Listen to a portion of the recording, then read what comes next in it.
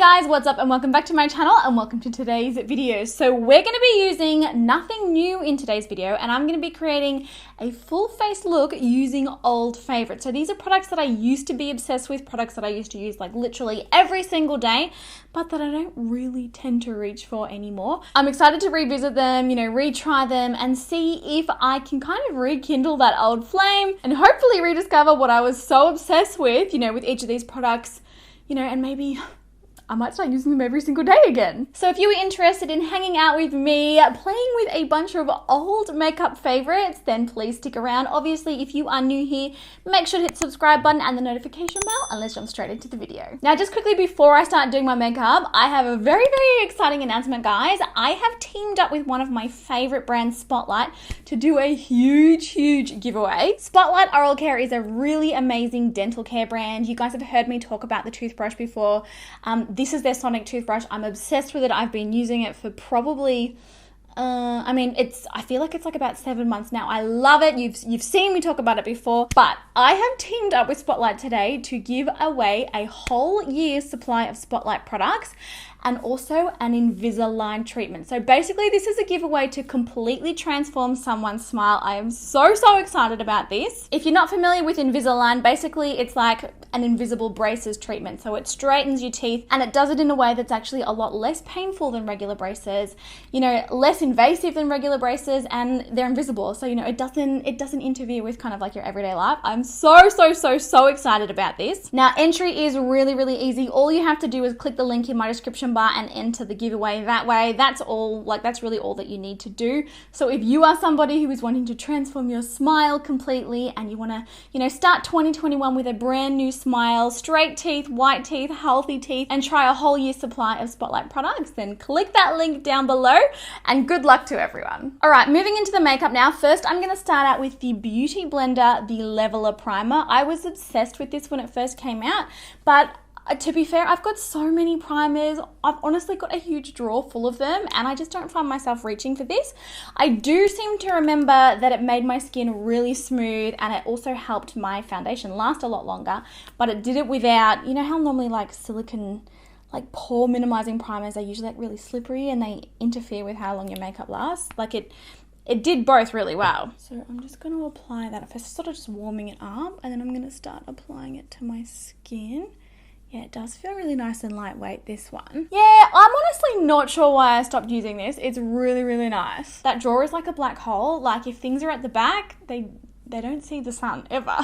All right, next up for foundation. This will be one that I'm sure you all remember very well. I was head over heels obsessed with this foundation. So this is Too Faced Peach Perfect. It's their Comfort Matte Foundation. It's a really nice, natural looking yet matte finish foundation. Really long lasting on the skin. And it smells like peach. Again, I was completely obsessed with this. But it's another thing that I just don't really, I don't find myself reaching for it. I still wouldn't say that it was better than Estee Lauder Double Wear. Like it doesn't last as well as Estee Lauder Double Wear, but it's still really beautiful on the skin. So just taking a little of that on our Nikkia Cosmetics Pro Perfecting, woohoo! Okay, it's going everywhere. On our Pro Perfecting sponge, and I guess, oh yeah, I missed that smell. It's honestly so yummy. I'm gonna start applying this to the skin. I seem to remember this one being like a medium buildable coverage, and it was matte. Like it made the skin matte, and it keeps the skin matte, but without making it look, like those really matte finish foundations that make you look a bit dead. Like I feel like it still gave the skin like a little bit of life. Looks healthy, basically. Oh, it smells so good. I was pretty much obsessed with their entire Sweet Peach range. Oh, except for the concealer. Do you remember I tested the concealer? And it really, it creases so badly underneath my eyes. The rest of the range though, really light. Yeah, this is another one. I remember why I loved it, you guys. It really does look pretty on the skin. It looks quite natural. It feels lightweight. It doesn't feel super heavy. Medium coverage. Minimizes pores, definitely. Oh, yeah, this is another product I think I'm going to be using way more often again. All right, I'm going to zoom you guys in now and we're going to start working on the eyes. All right, before we jump into the eyeshadow, I'm just going to fill in my brows quickly. This is the Anastasia Beverly Hills Brow, or the Dark Brown Brow Powder Duo. Again, I was obsessed with this. It's a really, really nice formula. It looks really natural and it lasts all day. It's funny, I pretty much have stopped, like exclusively stopped using any other brow product except that Benefit micro-filling brow pen. I just love that so much. So it may even feel a bit weird to start like to use a powder again. Like it's honestly, since I tested that product, and that was months ago now, I honestly haven't used anything else. Like it's my ride or die every day. It's just so good. So first starting in the head of the brow with a flat definer brush. And I am using the light shade out of this. I'm just going to fill in the brow head with this. And then we'll get a bit darker as we get out to the outer corner. Yeah, it is a really easy powder to use, definitely. But I still wouldn't use it over the brow, like that Benefit pen. Like, it's just so good. All right, brows are done. Moving on to eye primer. I have the NARS Smudge Proof Eyeshadow Base. Another product, I mean, like everything in this video, I really liked this. I felt that it really extended the wear of my makeup. I felt it increased how bright my eyeshadows looked. Now, bear in mind, that was when this formula was not tinted. They came out with a tinted version about about 3 years ago now. And I was obsessed with this well before I ever discovered the MAC Pro Longwear Paint Pot. So now, and I mean, you know, we're about to find out, but I'm pretty sure if I had the choice between the two, I will 9 times out of 10 always go for the MAC. I'm just going to use my sponge to blend this in again. It's got kind of like a slippery sort of silicone feel to it. And certainly now that it's tinted, it's much better because you guys know I like a tinted eye base because you don't want to, it's kind of like painting a picture on a dirty canvas, you know. We need to get rid of the redness, the discoloration, any areas of darkness. All that needs to be gone so we can, you know, start our makeup, like our eyeshadow, on a clean surface. And after using again, that is pretty nice. I still don't love it as much as the MAC one for sure, but it's not bad. For eyeshadow today, who remembers the Tartlet Toasted palette from Tarte? We were all obsessed with this, me included. It was pretty much the first time, you know, back before, you know, every single brand had a really warm toned eyeshadow palette. They were pretty much the first ones to ever come out with like a really nice, super warm tone, like beautiful natural palette. Like, this is an oldie. She's an oldie but a goodie, but there's a really nice mixture of shimmers and mattes in here, and I remember really loving this brown. For me, this was a definite must-have. We're about to see whether or not it still is. So I'm going to go into this apricot kind of shade. Oh, can you see that? Apricot shade first. I do seem to remember this one always blending quite well, so hopefully that is still the case. So I'm just laying this one down through the crease as a bit of a transition shade. So just working this one through the crease. I think I have picked up a lot more product on this side than I did on this side. It might have been because it was like my second dip into the pan, but this side's definitely a lot deeper than the other side, so I'll just match them up. All right, on a smaller blending brush, I'm gonna go into this one here. This one is called Cozy, and it's a real sort of like terracotta matte brown. Just work that sort of over where we applied the last one and just really deepen up that crease. So far, they are blending beautifully as well. Really nice. So going over to this side, can you guys hear that wind? It is crazy windy outside. It's kept, like, it kept Brandon and I both awake last night from 1 a.m. It was absolutely insane. We were actually running around outside at about 1:30. It was a really hot wind. It was a northerly.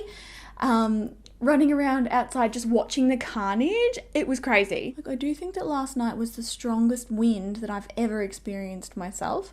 And it's just carried throughout the day. It's nowhere near as strong as it was, but like, I can hear it howling. I'm curious if you can hear it too. And then all over the lid, I'm going to take that shimmery brown. It's actually a matte brown shadow, but hopefully you can see it's got like little gold flecks of glitter through it. I'm going to pack that all over the lid.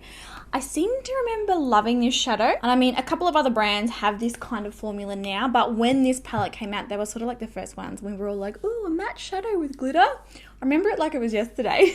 So just packing that all over the lid, and hopefully, I mean, we'll blend it, but then hopefully those little glitter particles, hopefully they hang around. This is a really nice pigmented palette, guys.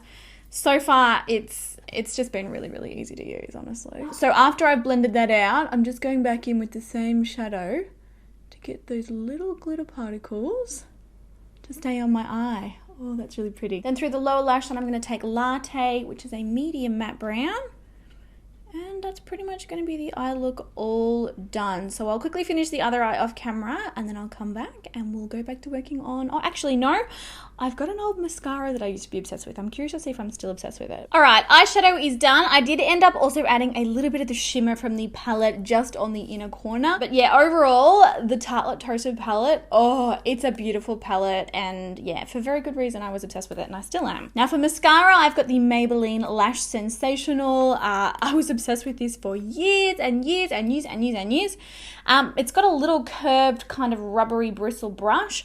I mostly like this one because it didn't smudge on my skin. I had the hardest time finding mascaras that didn't smudge on my oily skin, and this one was one of the ones that never did.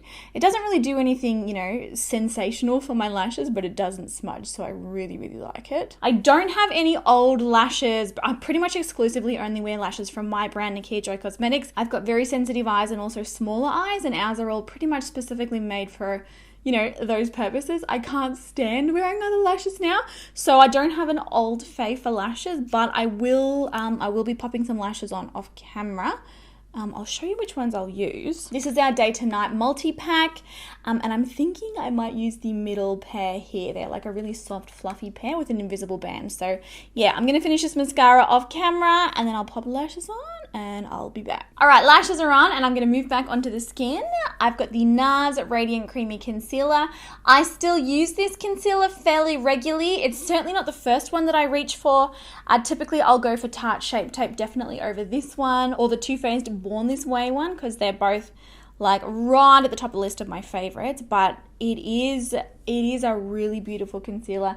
It was my most loved, most used, like pretty much if you go back, and it's so actually quite funny doing it because I look kind of, I just look so young, I look so different. But if you go back to the very, very beginning of my channel, it's pretty much the only concealer, this one and the Maybelline Fit Me one, that I use in my videos. Like, I loved it. Obviously, we didn't have the Too Faced one back then. We didn't have the Tarte one back then.